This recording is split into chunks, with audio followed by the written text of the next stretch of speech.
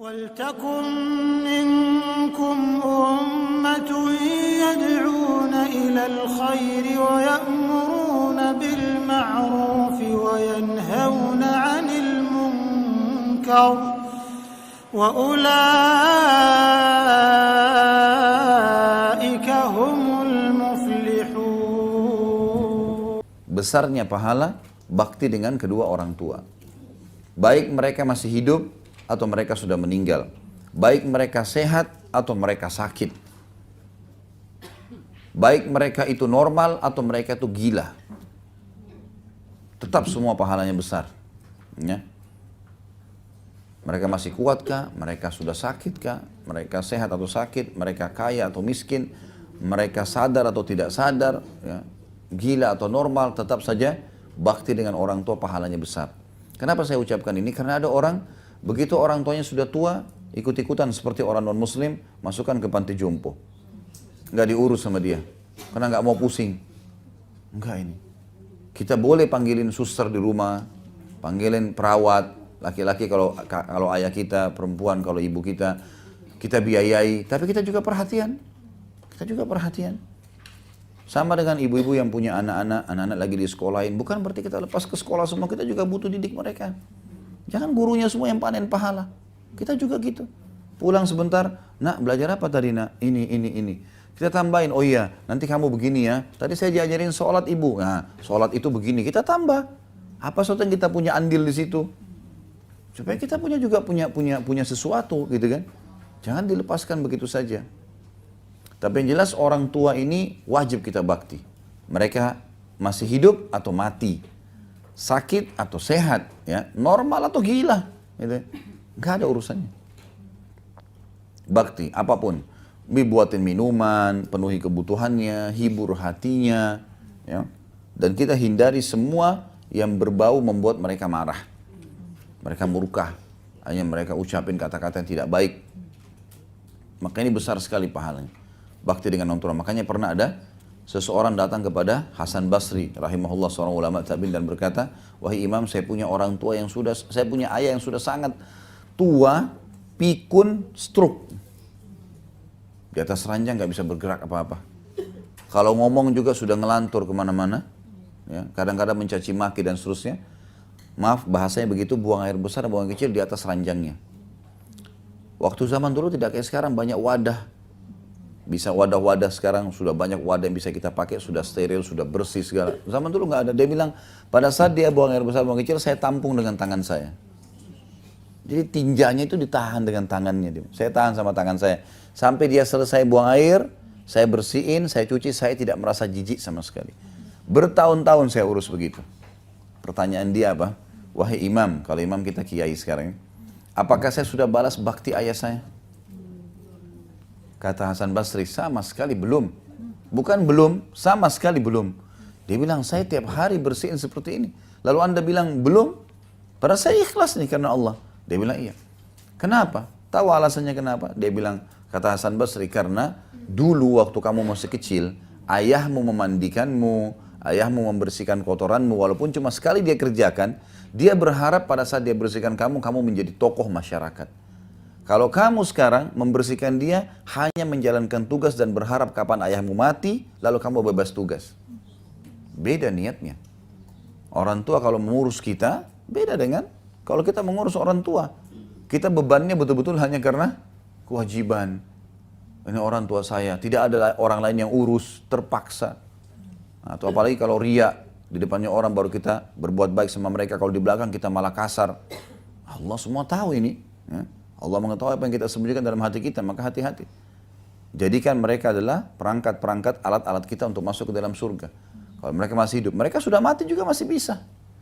Sebagaimana sabda Nabi SAW mengatakan dalam sebuah hadis yang sahih, termasuk bakti seseorang pada orang tuanya yang sudah meninggal adalah dia menyambung hubungan dengan teman-teman orang tuanya. Teman-temannya. Teman-teman, asal teman-temannya itu orang-orang baik, kita lanjut hubungan. Kita datangin tante-tantenya ya, yang kita mungkin ibu-ibu panggil teman-teman ibunya atau om-om teman-temannya ayahnya. Baik kita kirimin makanan, kita jenguk pada saat sakit. Karena mereka punya hubungan dengan orang tua kita. Gitu. Kemudian kita doakan, kita bersedekah, semua amal jariah yang bisa kita kerjakan. Itu semua bentuk bakti kita pada mereka. Makanya ada seseorang salaful ummah, pernah salah satu orang tuanya meninggal. Lalu dia menangis terisak-isak. Kata murid-muridnya, kenapa Anda nangis? Bukankah Anda mengajarkan kepada kami nggak boleh nangis seperti ini? Karena memang kita nggak boleh niyaha namanya ya. Niyaha itu meratap, ya. Meratap itu berarti ngucapin kata-kata yang mendoakan buruk, mukul-mukul badan, sobek-sobek baju, itu namanya meratap. Kalau orang cuma nangis sedih, air matanya jatuh, biasa. Tapi kalau ini meratap nggak boleh, gitu kan. Jadi Anda kan mengajarkan kami tidak boleh meratap. Dia bilang saya tidak meratap. Saya sedang menangis karena salah satu pintu surga saya sudah tertutup. Kalau ini lagi yang satu mati, maka dua-duanya tertutup karena dengan bakti sama mereka. Apa sulitnya? Ibu-ibu sekalian telepon. Kalau beda kota misalnya, ibu baik, ayah baik, doain saya ya. 1 menit telepon, gitu kan? Doain saya, ada butuh sesuatu. Apa sulitnya kalau dari Jakarta kirimin sabunnya, samponya, odolnya kirim, walaupun di sana ada.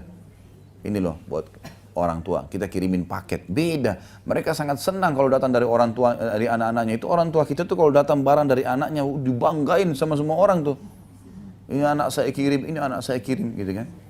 Kadang-kadang saya kirim sesuatu kecil ke ayah saya di Makassar, itu semua temannya tahu. Saya tidak butuh itu sebenarnya, tapi dia juga tidak butuh karena dia bisa beli sebenarnya. Alhamdulillah dia juga punya kemampuan, tapi dia bangga dengan itu. Anaknya berikan sesuatu. Nah, kita maksimalkan dengan itu. Afdal sadaqah, sadaqah untuk orang tua. Afdal kata-kata indah adalah untuk orang tua. Bahkan itu di atas daripada pasangan kita. Jadi kita harus melakukan itu, teman-teman sekalian. Jadi ini pelajaran yang kedua adalah bagaimana tingginya kedudukan orang tua sehingga bisa memecahkan permasalahan tadi. Bayangkan kalau setiap hari kita siapkan minumnya, setiap hari kita siapkan makannya dengan pengorbanan yang besar. Setiap hari kita mengurus mereka. Berarti kita punya banyak bobot amal saleh yang bisa kita jadikan perantara dengan Allah. Pelajaran yang ketiga tentang masalah, maaf, ada juga hadis yang saya jangan takut lupa ya.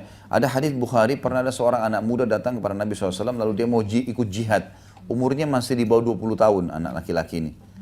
Dia mau, ya Rasulullah saya mau ikut jihad. Kata Nabi SAW, kedua orang tua masih hidup? Dia bilang iya. Pulang dan pada keduanya lah kau berjihad. Suruh urus orang tuanya. Padahal perang bisa mati syahid. Suruh urus orang tuanya. Ya saking besarnya peran orang tua yang harus kita bakti. Banyak orang ibu-ibu sekalian ini, orang tuanya mungkin karena dia sebenarnya tidak sibuk, bukan sibuk, menyibukkan diri saja, gitu kan. Lalu kemudian tidak telepon ke orang tuanya. Nanti kalau ada darurat baru telepon. Atau kalau orang tuanya telepon, sudah ya ibu ya saya sibuk nih. Biarin dia ngomong, kenapa? Dia mau ngomong 1 jam, biarin ngomong. Kenapa kalau teman kita gosip kita bisa dengar 1 jam? Biarin dia ngomong, ibu kita nak begini nak iya. Sampai dia sudah selesai baru kita, sudah selesai ya sudah. Baiklah, apa yang dipesan silakan. Saya kalau ayah saya telepon, saya tidak pernah berani mengatakan sudah ya, enggak. Tunggu beliau mengatakan ya sudah kalau gitu ya, ya udah. Abah doain ya didoain sama dia sudah selesai. Kalau enggak, saya enggak berani tutup dulu teleponnya, gitu kan. Biarin beliau yang tutup. Ada beberapa syekh di Saudi itu pernah lagi pengajian ditelepon sama ibunya. Ibunya nggak tahu ada lagi pengajian. Anaknya ini ulama besar, rame orang yang datang penuh masjid. Ibunya telepon, nak. Ibu butuh ini, butuh itu, butuh ini, suruh beli di pasar, suruh beli di supermarket. Karena memang biasa syekh ini yang bawain kejunya, madunya, roti segala. Dia nggak tahu kalau lagi pengajian, nak, ibu lagi butuh ini, butuh ini. Baik ibu, insya Allah saya siapin. Ada lagi yang ibu? Nggak ada. Sudah ya nak? Ya, assalamualaikum tutup. Sudah itu. Dia nggak bilang, bu maaf saya lagi pengajian, jangan ganggu, nggak. Jemaah, ibu saya butuh saya. Pengajian kita tutup. Assalamualaikum. Pergi. Supermarket bawa beliin ibunya. Lihat bagaimana mereka gitu kan. Ada seorang syekh di Jeddah begitu. Dia lagi isi pengajian ini, ayahnya telepon. Nak, sudah assalamualaikum. Ayah pengen undang teman-temannya ayah nih makan. Butuh 5 ekor kambing. Baik ayah, ada yang lain? Enggak ada. Pokoknya itu butuh secepatnya ya. Baik, ditutup sama dia telepon. Lagi pengajian nih. Maaf jemaah, ayah saya butuh kambing. Saya harus beliin kambing ya. Dia tutup pengajian, assalamualaikum. Apa yang dia buat? Kalau kita mungkin. Saya pun sempat terpikir sebelumnya. Kalau ayah saya telepon, ya udah saya transfer uang, gitu kan? Misal, karena dia mau ajak teman-temannya makan. Ayahnya nggak suruh perbuatan dia yang dia lakukan, ya ini nanti akan dia buat satu perbuatan yang luar biasa. Cuma bilang saya butuh kambing. Mungkin kalau kita simple, sekarang kan ada bank bisa transfer. Baik ayah saya transfer, ya ayah beli sendiri ya, pilih aja, bisa kita bilang gitu kan. Enggak, orang ini enggak. Dia berhenti pengajian, dia sewa mobil pick up, dia beli kambing di Jeddah, dia bawa ke Qasim. Mungkin 1000 kilometer. Bawa dia setir sendiri. Sampai depan ayahnya. Kasih salaman, ayah ini pesanan kambingnya. Saya mau balik. Begitu mereka bakti sama orang tuanya, bayang. Kita kadang-kadang titip sama pembantu, kasih ibu saya ya, kasih ayah saya. Datang, bawa ke dia, suapin, mau saya suapin, kasih, kebanggaan. Itu semua ada pahalanya. Besar sekali. Dan banyak contoh-contoh berhubungan dengan masalah ini. Jadi jangan sia-siakan, apalagi kalau masih hidup, luar biasa itu. Jaga itu. Ya. Itu luar biasa itu. Saya usahakan, kalau saya pribadi, saya berbagi ibu sekalian, saya usahakan semampu saya setiap hari harus telepon. Nah ibu saya sudah meninggal, ada ayah saya alhamdulillah masih, saya selalu telepon. Dan kalau saya telepon itu kayak gembira sekali beliau. Selalu tutup, ayah, abah teleponin saya panggil abah telepon, abah doain saya. Iya, insya Allah mudah urusanmu nanti begini nanti. Semua setiap tutup telepon pasti mudah urusan saya. Kenapa nggak lakukan itu? Luar biasa Allah siapkan orang ini untuk kita gitu. Fasilitas, kenapa nggak dipakai? Ada orang subhanallah setahun sekali telepon orang tuanya. Kalaupun mudik dia pulang ke kampung ketemu orang tua setengah jam, habis itu kumpul sama teman-temannya. Nah, ya. Istri saya kalau pamit pulang ketemu orang tuanya saya ingatkan, jangan ketemu teman-teman kamu ya. Kalau mereka mau datang ke rumah silakan, kesempatan bakti sama orang tua. Buatin tehnya, cuciin bajunya, buat apalah ya. Kesempatan di sana, jangan sampai itu, karena pulang sini nanti tugas ada lagi di rumah. Maka itu di sana. Loh memang betul, itu kan apa adanya ya, memang begitu. Dia akan tersibukkan. Jadi jangan sampai kita, bukan tidak boleh ketemu sama teman-teman, tapi ada orang begitu. Baru salaman sama ibunya, sedikit ngobrol, sudah langsung temannya datang keluar. Pergi ke jalan kemana gitu kan. Bukan tidak boleh, tapi kesian ibu kita kan, ya sudah nak nggak apa-apa. Tapi dia sebenarnya rindu. Dia mau duduk, tidur sama dia, ngobrol, pijitin tangannya, butuh apa. Ya. Harusnya begitu ya. Nah, ada sebagian pemimpin muslim dulu di zaman dulu, itu kalau mereka sudah jadi raja gitu kan, tetap datang ke ibunya, tetap datang ke ayahnya. Duduk ngobrol seperti waktu dulu sebelum jadi raja, ngobrol, tetap duduk di bawah, orang tuanya di atas kursi. Ibunya sempat bisikin, apa kamu nggak merasa raja itu harusnya duduk di kursi? Dia bilang, ibu, saya jadi raja juga karena saya juga dari rahimnya ibu. Nggak ada bedanya, saya dulu sama saja, mau jadi raja pun sama. Jadi mereka coba menekan rasa sombong, merasa lebih, karena kita juga dari situ kan. Ada seseorang telepon Syekh, ini ada cuplikan di YouTube dikirim. Dia bilang, Syekh, ibu saya ingin berikan sumbangan, bantuan. Karena ibu saya minta bantuan, gitu kan. Minta bantuan. Mana lebih baik Syekh? Saya kasih bantuan ibu saya, atau saya dahulukan dulu kebutuhan saya? Langsung syekhnya, bukan jawab pertanyaan itu, dia syekhnya tiba-tiba nangis dan mengatakan, apa kau bisa ngucapin untuk ibumu kau berikan sumbangan? Kamu dan hartamu punya ibumu. Gimana kamu bilang itu kau bantu ibumu? Jangankan hartamu, kamu sendiri tuh milik ibumu. Ibumu mau pukul kamu, mau marahin kamu, itu miliknya dia. Gimana kamu bilang mau kasih sumbangan? Ini nggak mungkin.